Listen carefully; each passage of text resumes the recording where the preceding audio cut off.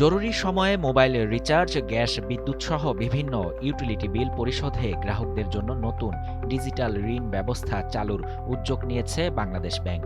প্রস্তাবিত নীতিমালা অনুযায়ী মোবাইল ব্যাংকিংয়ের মাধ্যমে ৫০ টাকা থেকে সর্বোচ্চ ৫,০০০ টাকা পর্যন্ত ঋণ নেওয়া যাবে।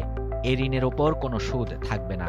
তবে ঋণের পরিমাণ অনুযায়ী নির্ধারিত হারে সার্ভিস ফি দিতে হবে। দেশের কয়েকটি গণমাধ্যমে তথ্য উঠে এসেছে।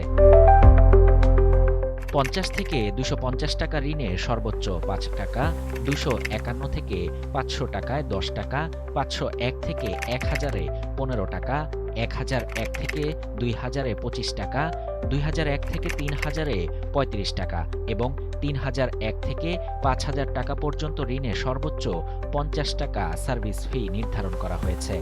ঋণ গ্রহণের ৩০ দিনের মধ্যে তা পরিশোধ করতে হবে। নির্ধারিত সার্ভিস ফি ছাড়া সুদ, জরিমানা, প্রসেসিং ফি বা অন্য কোনো অর্থ নেওয়া যাবে না। পুরো প্রক্রিয়াটি হবে ডিজিটাল। কাগজপত্রে স্বাক্ষরের প্রয়োজন হবে না। ডিজিটাল সম্মতি বা বায়োমেট্রিক পরিচয় যাচাইয়ের মাধ্যমে দ্রুত ঋণ অনুমোদন করা হবে। ক্যাশলেস অর্থনীতি ও ডিজিটাল আর্থিক সেবার পরিধি বাড়াতেই এই উদ্যোগ। খসড়া নীতিমালাটি মতামতের জন্য প্রকাশ করা হয়েছে। সংশ্লিষ্টদের পরামর্শ পর্যালোচনা করে চূড়ান্ত নির্দেশনা দেবে বাংলাদেশ ব্যাংক। শাহরিয়ার শাফাত, বাংলা নিউজ 24।